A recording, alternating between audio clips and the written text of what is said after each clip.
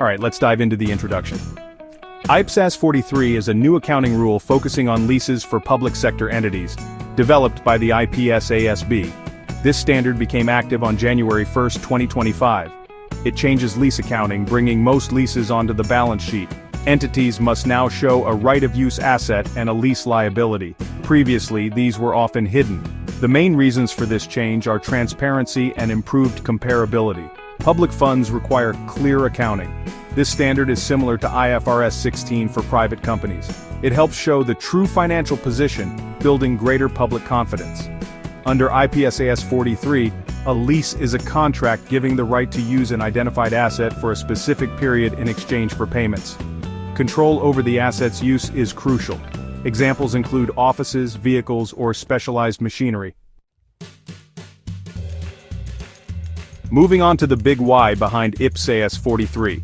The main purpose is to boost financial transparency for public sector reporting. Before, many leases were off balance sheet, hiding large obligations. Ipsas 43 corrects this, making lease commitments clear. This transparency helps taxpayers and investors see the true financial picture. Another key goal is better comparability. Different public entities used various accounting methods, making comparisons difficult. Ipsas 43 provides a single model for lessees, easing comparisons. Recognizing assets and liabilities reflects the entity's actual resources and obligations. This leads to smarter decisions and better accountability. Now let's look at Ipsas 43 versus the old lease rules Ipsas 13. Ipsas 13 split leases into finance and operating leases. Finance leases were treated like purchases with an asset and liability recognized. Operating leases were treated as rentals, with payments expensed as they occurred. This kept many lease obligations hidden. The main issue was that operating leases allowed large commitments without showing them as liabilities. This understated an entity's debt. Ipsas 43 changes this fundamentally. It removes the distinction between finance and operating leases for lessees. Nearly all leases now result in recognizing a right-of-use asset and a related lease liability. This aligns public sector rules better with private sector standards like IFRS 16. It's a major shift from Ipsas 13. Section 4. Spotting the changes, key updates in Ipsas 43. The biggest change is the new single lessee accounting model. Most leases now come onto the balance sheet. This means recognizing a right-of-use asset and a corresponding lease liability. This applies to leases previously called operating leases under Ipsas 13. However, there are exceptions. Short-term leases, 12 months or less, and low-value asset leases can be exempt. Entities can choose to expense payments for these leases. For lessors, the accounting rules remain largely similar to Ipsas 13. Lessors still classify leases as operating or finance leases. Ipsas 43 also gives more guidance on identifying a lease. It focuses on whether a contract gives the right to control the use of an identified asset. This requires careful judgment, especially for complex service contracts. Section 5. Who is affected? The impact on public sector bodies. Many public sector entities will notice a significant impact from Ipsas 43. Both assets and liabilities will increase on their balance sheets.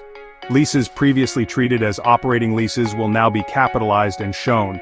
This can change financial ratios. All types of public bodies are affected, including government departments, local authorities, state-owned enterprises, and other public organizations. Any entity that leases assets like buildings, vehicles, or specialized equipment will feel the impact. The impact depends on lease reliance. There will also be an impact on the income statement. Entities will recognize depreciation on the ROU asset and interest expense on the liability. This can alter the expense pattern over the lease term.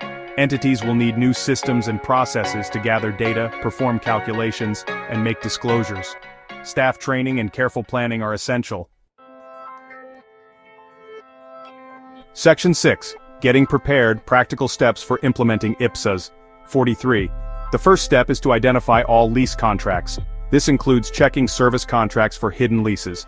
Once all leases are identified, entities must gather necessary data. This includes lease payments, lease term length, discount rates, and information about leased assets. This data is vital for calculating the ROU asset and liability. Data systems might need an upgrade. Next, entities must perform calculations. This involves finding the present value of future lease payments to measure the lease liability. The ROU asset is then determined based on this liability plus any initial direct costs. Training staff is essential. Finance teams, procurement staff, and legal teams should understand the new rules. Entities should also consider IT needs. Existing software might need updates or replacement to handle new accounting needs. Early and thorough planning is vital for a smooth transition. This ensures compliance and accurate reporting. Section 7. The bottom line. Why Ipsas 43 really matters. Ipsas 43 is about boosting public trust and enhancing financial accountability. By giving a clearer picture of lease debts, it helps everyone make better decisions. This transparency is vital for good governance.